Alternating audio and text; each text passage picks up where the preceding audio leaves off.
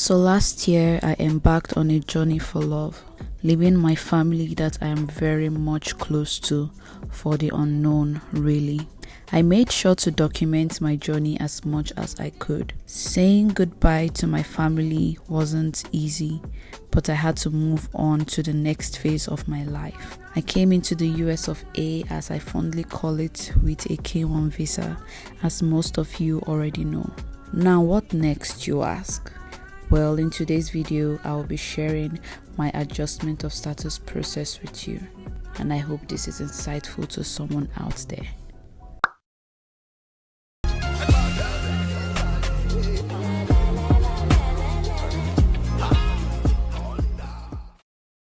Yes, I'm finally filming this video. I don't like to talk about things before they are finished. If you're new here, my name is Pamela, Pamela O. Video is just going to let you guys know how my adjustment of status process has been going / went. Also, I want to put this out there. During the K1 visa process, I talked about my process. I shared videos. One particular video that had a lot of information got deleted by YouTube for whatever reason, but it is what it is. I have tried to get it back up here because people still come to message me. Sadly, that video is not going to be going back up, and also it's unfortunate that will not be helping any other person in the future regarding the K1 visa process. Why? Because it is almost a year that I went through that process, and my memory is honestly not fresh anymore. I do not remember some certain things. Just in case I'm not able to answer your question, it's not because I don't want to answer, it's because I do not remember. Well, I'm going to try to be detailed in this video, but I'm not going to be as detailed as I was in that other video, because I do not know why that video was taken down, and I do not want to do something else that is going to warrant this video to be taken down again. I don't know if you understand what I'm trying to say. Whew. Now that we've gotten that out of the way, let's just go right into it. Now, I came into this country May of 2022.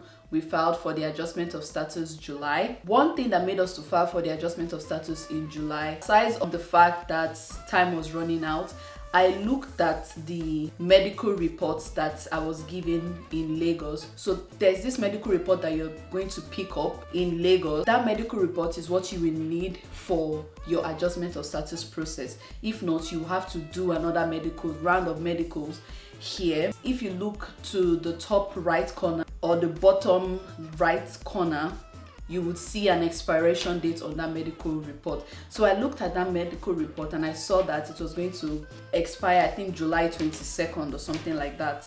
I was like, okay, we need to do this ASAP, because we were not trying to do another round of medicals here again and pay another money. So we hastened up. The medical from Nigeria is actually called DS3025. You should see it on that paper that they will give you wherever you did your medicals. It's called DS3025, and it has an expiration date. Once that report is expired, you cannot use it to file for your adjustment of status when you get here. You have to take another round of medicals. USCIS have their own designated civil surgeons. You cannot just take it anywhere. You fill the form, attach the marriage certificates, all the whole bobo that they needed, right? Guys, we are at the printing shop now, and this is the way we arranged our pictures. So we just have like 6 slides here with pictures, and just like this, pretty straightforward. We're done, guys. So went to FedEx office to borrow their marker. Basically, well, we went there to print out some stuff, so we used the opportunity to borrow their marker instead of buying a new one. Let me show you how we did it. So instead of putting it in a brown envelope or something, we got this from Giants, and we just put original submission of all the forms, Form I-485, Form I-765, and Form 135. We wrote it with marker instead of typing it. Might as well just do that, because we have to pay for printing again. So inside here, this stuff we bought, this is what it looks like. So we just put original submission from I-765, original submission from I-485, and the other one too is just, you get the point. So yeah, that's what we did. because of the expiration date of that medical, we wanted to expedite the delivery. We sent it on the 15th of July and we used express delivery. We actually used FedEx instead of USPS, because USPS, during our K1 visa process, USPS misplaced our package and it took a month before it got delivered. So I was not even trying to do any of that. Guys, so we are going to USPS to send out the adjustment of status packet.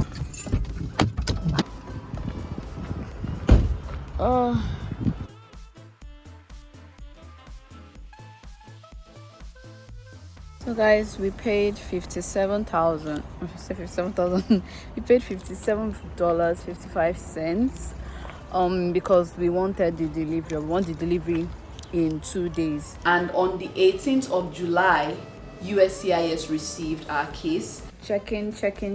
So today being the 21st of July, I got a message from USCIS saying that they have received my petition for the green card. I got 3 messages because I put the G145 or something on the 3 packets, 3 different receipts numbers telling me that they have received it, and the I-797C notice will come later in the mail. Then on the 25th of July, they sent back a CD. If you're also in this process, you remember that during the medicals, they will give you a CD too that is attached to your medical report. Now, what that CD contains is the x-ray report. If you remember, an x-ray during the whole medicals. If they didn't, they did for me. So that CD contains the x-ray report. They returned that CD to me on the 25th of July saying basically they don't accept it. They returned my CD.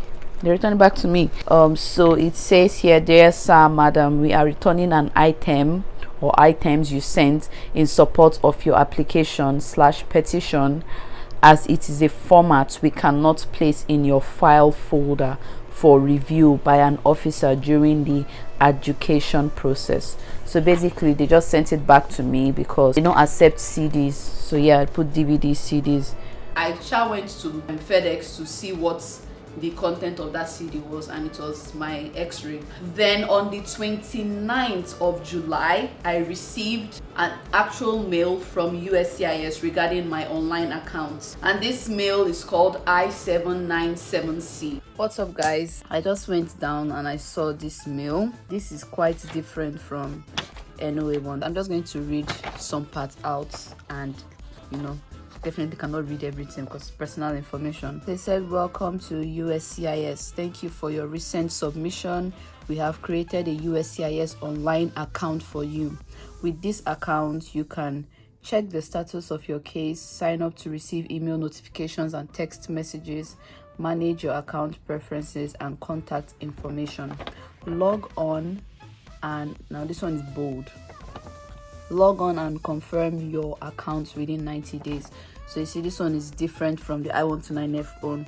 I-129F, you do not necessarily need to have an account. You could just go to their website and check your case status, but this one you actually have to log into your account. Access your account, please follow the steps below. So there are steps for you to follow below, which I will not be reading out. When you get your own, you will see it. That is it. That's the update. We'll tell you the steps to follow in that I-797C. Just follow those steps and do what they ask you to do. Again, I'm not going to do too much in this video today. Nope.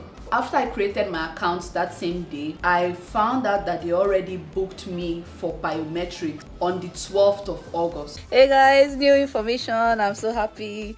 So just going through the website now, I just found out that my appointment for my biometric has been booked. The 22nd, they scheduled me for an appointment for the biometrics and stuff. I'm just seeing it here now. So my biometrics is next month. That is crazy. I'm so excited. Someone told me that she did hers March and her biometrics was like June. So me, I was expecting my biometrics to be around like October because I sent mine out July, but the appointment has already been booked for me. So biometrics is the next step. So when you get yours, you see, just read the whole form and you see the things that you should come with. So like, This thing is happening really quick. It's happening pretty fast. So I thought, anyways. August 12th, 2022, I went for my biometrics. Now you are not allowed, no other person is allowed in that biometrics hall with you. They didn't waste my time. Guys, I just got back from my biometrics. It was really quick, and they'll tell you to turn off your phone, so I couldn't use my phone in there. So it went pretty good. You know, it was quick. I was out in like 10 minutes. My appointment was for 11 o'clock. They asked me for the form, and then they asked me for proof of identification, and I gave them that, and then they gave me another form to fill, which was quick, and gave me my number. When it was my turn, there was no crowd there was no queue. When it was my turn, I went, took my picture, took my fingerprints, and gave me my receipt, and that was it. Pretty quick. But before my biometrics, August 5th, 2022, I got my first ever RFE. I was like, what? I thought we did everything right. Why am I getting an RFE? I didn't even know how to react. So August 5th, 2022, I got my first RFE. And the RFE was for form I-864, Affidavit of Support. The reason was because it had one or more deficiencies. Now, let me tell you something. That Affidavit of Support stressed us. So basically, the household size had a problem. They needed my husband's social security number, and they needed his federal income tax return, including W-2s, 1099s from 2555, and tax schedules for the most recent tax year. And the deadline for this was August 31st, 2022. Now, this is why it was annoying. First of all, okay, let's start with the current household size. In that affidavit of support, you will see the current household size. Basically, you cannot write that, you cannot write it. It will have to calculate it by yourself. We didn't know this because we kept having issues. We wanted to put our current household size is 2, right? We kept trying to do it. It wasn't working. So I think my husband just used pen to write 2 there. Then the social security number, my husband did not think that he needed to put down his social security number because I already have his information. Why do they need his social security number, right? That was his thought process. So he did not see why he needed to put his information, his social security number anymore, when he was already sending him proofs of other things. So that part did not quite make sense to him. Then the federal income tax return. Now this is what we did. We were like, okay, they just needed the IRS transcripts during the interview time, right? Okay, that's what they will need again. Mind you, they did not specify in the affidavit of support or whatever that they needed the federal income tax return and all this that I just read here now. They did not specify it. So okay, they needed our IRS tax transcripts during the interview time, right? That is what they'll probably need now, because why should they need something different, right? If he did not meet the income requirements, I will not be here, or would have gotten a joint sponsor. So we sent that, but that's not what they needed. They needed the federal income tax and the W-2. We just submitted the W-2s and the federal income tax return. That's what we submitted. My husband was so pissed. He was so pissed about it because in his mind it's the same thing. Like, they can clearly see. It's not like they cannot see. But anyways, that's by the way. So what we did in correcting the household size, we used Adobe. We used Adobe Reader. There's a part where you put 1, and there's a part where you put 1 again, and it calculates it automatically to 2. That is what they needed. Because my husband used Biro to write it, that's why they sent us RFE. So I had to do more research, and I found out that Adobe Reader, I was not the only person having that problem, and Adobe, I'm just going to call it Adobe Reader could fix the issue. And we sent out this request for evidence on the same day that I went for my biometrics. So we sent it out on the 12th of August 2022. Mind you, the deadline was October 31st, 2022. We knew that the more we get RFEs, and the more we waste time with our RFEs, the more we are just elongating our wait time. So we tried as much as possible to send that out quicker than the deadline that we got. I did not send that via mail. I used the online accounts because they just needed proofs, right? So I just sent it through the online account instead of sending it via mail. There's no point of spending money when you can just upload it. I went to the place where they requested for the evidence, and you see upload evidence or something like that, and I uploaded the stuff. So I just scanned it to myself and uploaded it to my online account, and they received it and they resumed working on the case. So we thought everything was moving smoothly. 22nd of November 2022, guess what? Another RFE again. At that point I was so fed up, I was stressed out. I'm like, what could the problem be now? What could the problem be now? I made sure that I did everything right, because I do not like to make mistakes in this kind of thing. I try to do things right. Why are we getting another RFE? Guess what? So it's because of the medicals. Now let me read out what the problem was this time. Form I-693 or DS-3025 is incomplete. I was like, what? Incomplete care? At that point I was already getting mad. So these people in Lagos, Q Life, these people did not give me all the vaccines I was supposed to take. And then they said the civil surgeon indicated not age appropriate for hepatitis B vaccine. The deadline they gave us for this one was December 22nd, 2022. We received this 22nd of November 2022. The deadline was December 22nd, 2022. That is just 1 month for this. So they basically said we cannot take an action on your case, or we cannot make a final decision on your case because you have not gotten the completed vaccine. And I'm like, okay, if the civil surgeon says not age appropriate, how is that my fault? Like, what does that have to do with me? And then at that point I was fuming. I called Q Life from here. I called them. This is what's going on. I explained the situation with them. How come people did not give me the complete vaccine? Now I'm here, you are stressing me out. So the lady was like, no, that USCIS changed as at the time I took my vaccine, because I took my vaccine March, April. I think I took it around March or April. That's when I took my medicals. As at the time I took my vaccine, USCIS changed their protocols. I think she said they changed their protocols June or something. At that point, I was now mad at USCIS. In my head, I'm like, okay, you changed this stuff June, right? You should see the dates that I took my vaccine. Isn't that supposed to tell you that as at the time I took my vaccine, I wasn't breaking any protocol, I wasn't against any law? Why am I suffering for something that doesn't concern me? What kind of stress is this now? Doing this with a civil surgeon is going to cost extra money that I do not need to spend, because as at the time you guys changed your rules, I had already done my vaccine. I started calling the civil surgeons that USCIS had on their website and stuff. So they're telling me if I do not have, those civil surgeons are now telling me if I do not have proof that I took all these vaccines in Nigeria, I have to take them from beginning again to the end here. I'm like,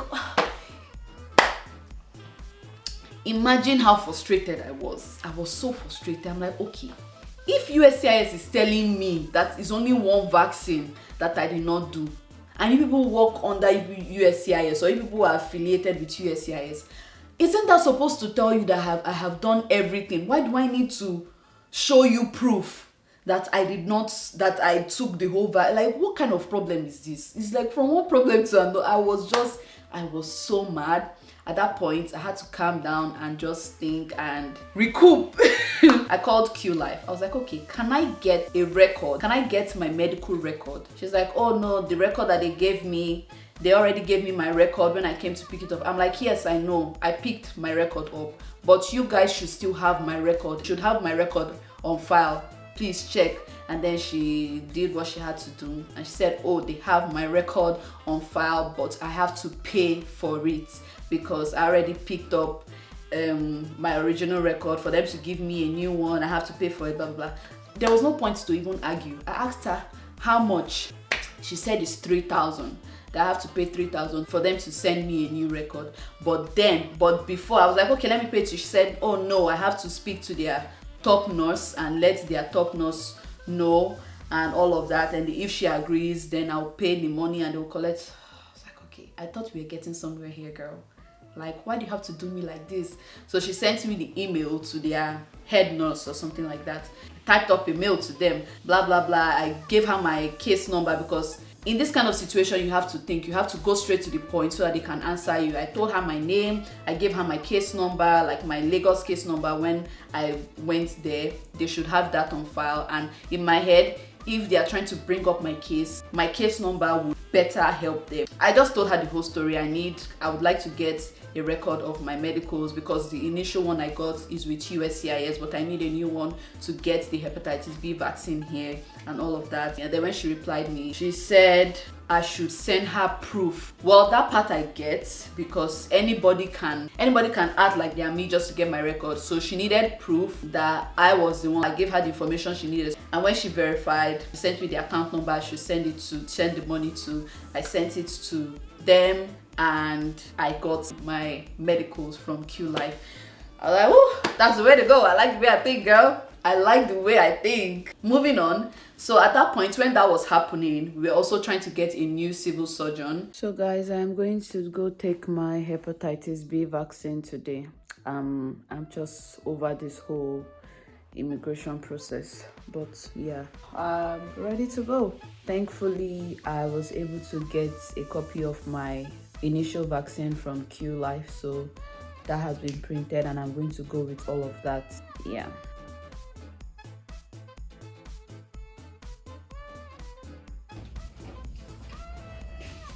So we got there, and then I spoke to the civil surgeon again, because I was mad. I was like, why, like, the hepatitis B vaccine, why is this happening, this blah blah blah.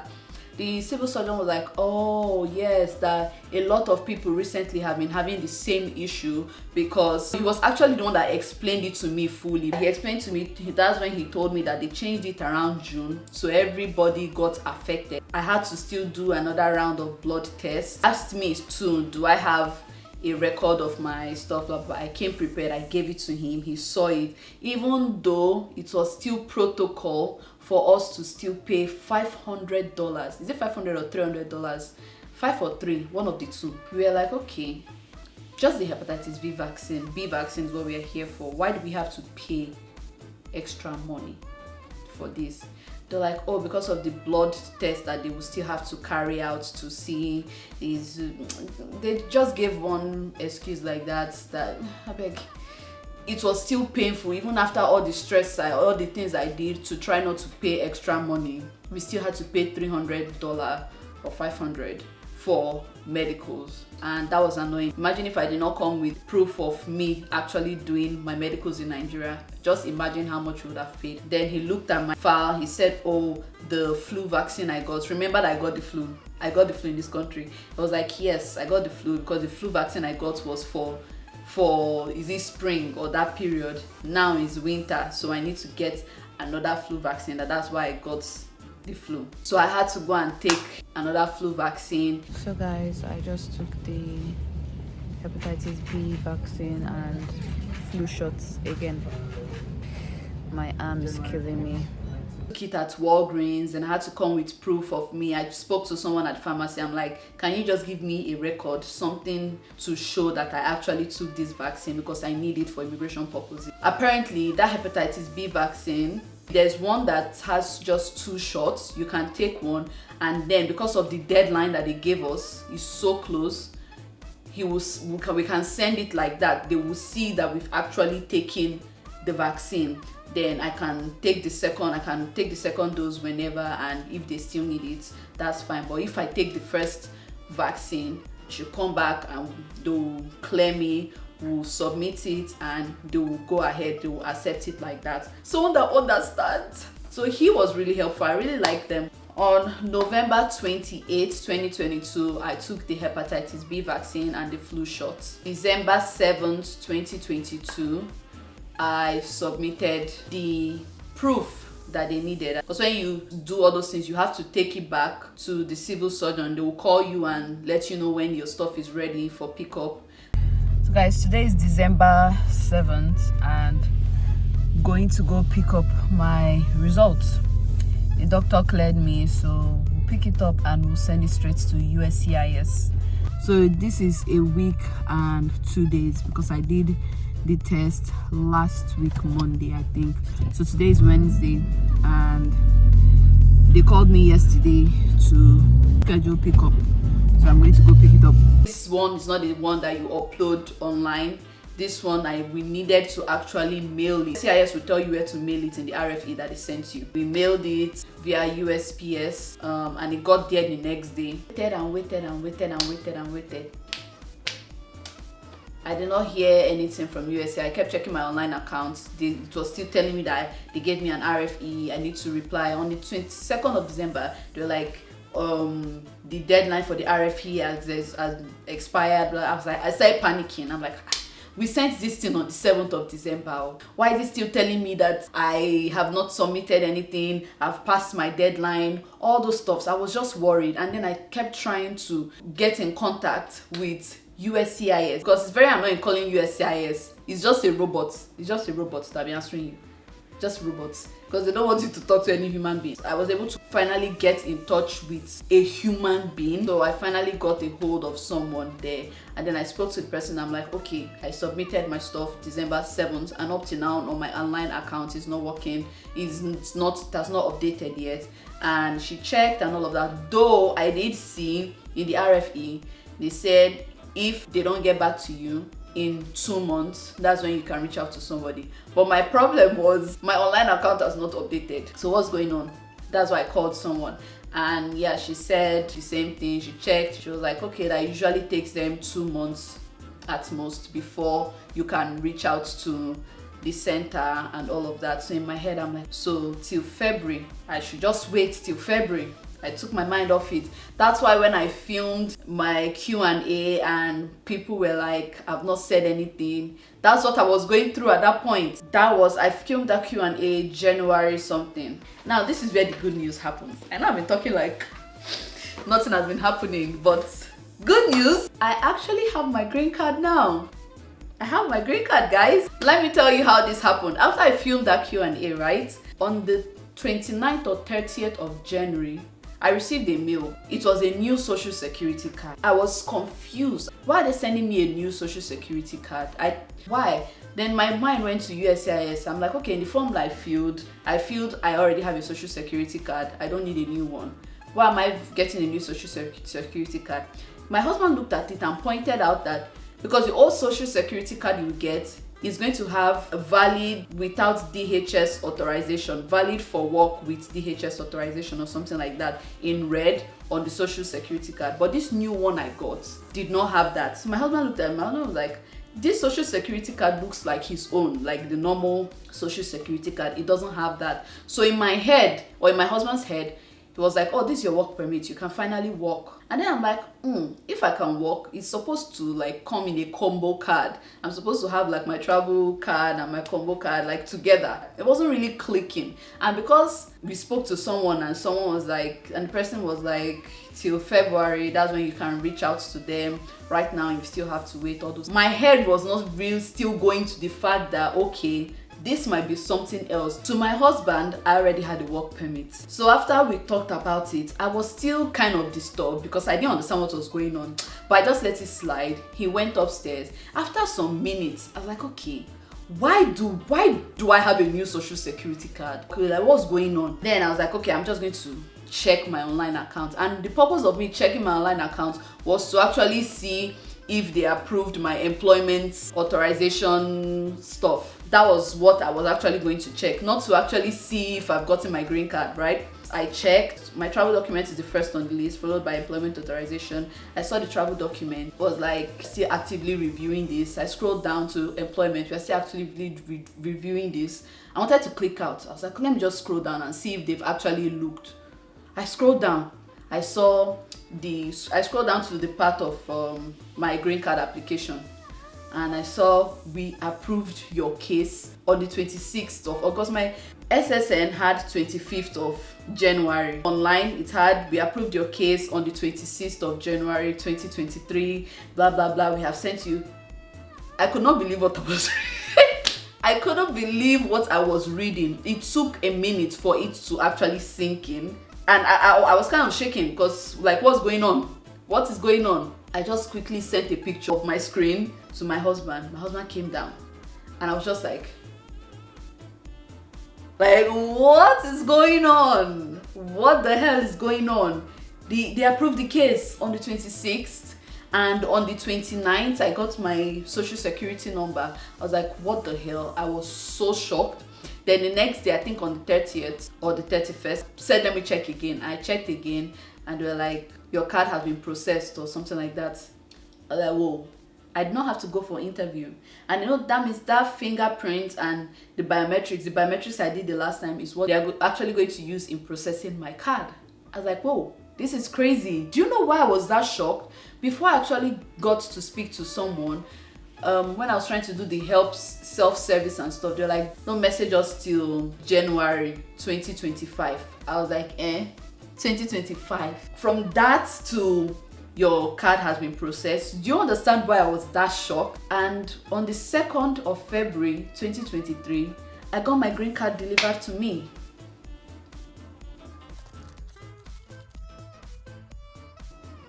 Well, the card is technically not green, but you know, I got my card. So I'm a permanent resident of the US of A. So I got the 2-year green card. And yeah, that is how everything has been going. When I actually see, like, it's as if my body has just been telling me, don't film this video yet, don't film this video yet, don't film this video. And like a week or two after, things just started falling in place for me. And I'm so happy. I'm like, I don't even know how to react. So basically, it took me 6 months and 8 days for me to get my green card. That's everything. I hope everything works out smoothly for everybody that is still waiting, or for everybody that is still trying to start the process. I'm sorry, unfortunately, I'm not going to go in depth in this video again.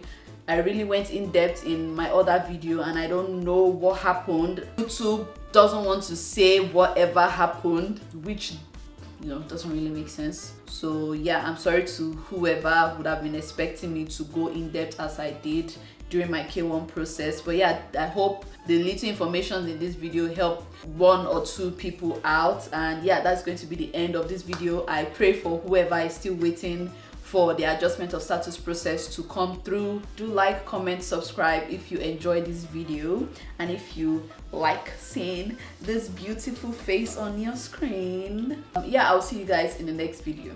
Bye.